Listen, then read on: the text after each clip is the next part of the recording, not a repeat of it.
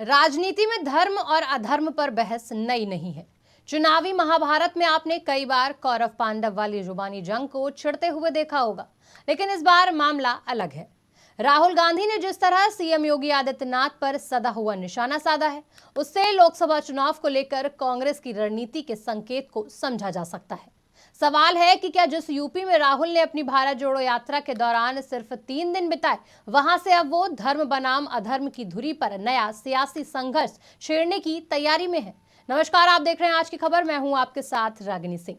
एक और जहां संसद में अडानी ग्रुप को लेकर हंगामा मचा हुआ है, कांग्रेस पार्टी देश भर में एलआईसी और एसबीआई के ऑफिस के बाहर अडानी ग्रुप के वित्तीय लेन देन की जांच संसदीय पैनल में हो और सुप्रीम कोर्ट की कमेटी से करवाने की मांग को लेकर प्रदर्शन कर रही है। तो वहीं दूसरी ओर राहुल गांधी और सीएम योगी एक दूसरे पर आरोप प्रत्यारोप लगा रहे हैं।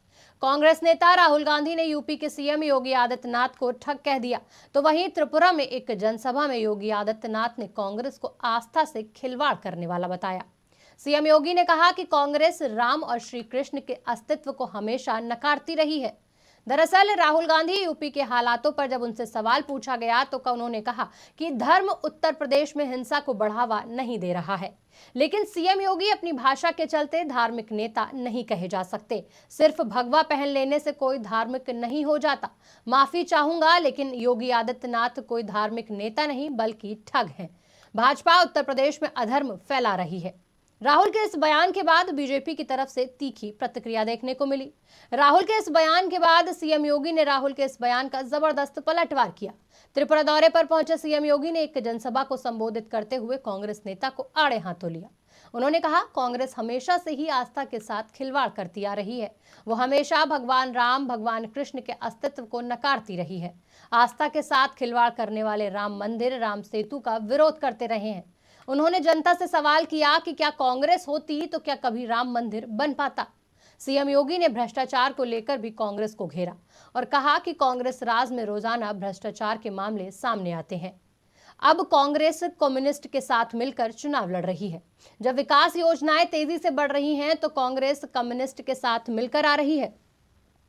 भारत की राजनीति में आरोप प्रत्यारोप होना कोई बड़ी चीज नहीं, लेकिन ये सिलसिला तब शुरू हुआ जब सीएम योगी ने एक इंटरव्यू में पूछे गए सवाल पर कहा कि विपक्ष में राहुल गांधी जैसे नेता भाजपा का काम आसान बना रहे हैं। वे वाकई भाजपा के लिए अनुकूल माहौल तैयार कर रहे हैं। उन्होंने कहा कि कांग्रेस 1947 से देश को जाति धर्म के नाम पर बांट रही है। इस दौरान सीएम योगी से पूछा गया कि क्या भारत जोड़ो यात्रा से राहुल के व्यक्तित्व को कोई फायदा होगा, तो सीएम योगी ने कहा, अगर राहुल गांधी अपनी निगेटिविटी को कम कर दे तो कांग्रेस को फायदा होगा। नकारात्मकता ही उनकी सारी उपलब्धियों पर पानी फेर देती है। जिसके बाद कांग्रेस के राजनेता राहुल गांधी ने सीएम योगी को लेकर नया तंज कस दिया।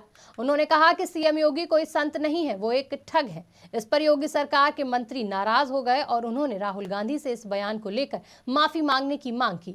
बीजेपी नेताओं ने कहा कि राहुल गांधी को माफी मांगनी चाहिए। उन्होंने हिंदुओं और गोरखनाथ मठ का अपमान किया है। अब पलटवार करते हुए सीएम योगी ने कांग्रेस को खरी खोटी सुना डाली है। अब देखने वाली बात यह होगी कि क्या राहुल गांधी सीएम योगी से माफी मांगते हैं या फिर राजनीति को लेकर धर्म और अधर्म पर सियासत यूं ही बरकरार रहेगी। ऐसी ही राजनीतिक खबरों के लिए देखते रहिए आज की खबर।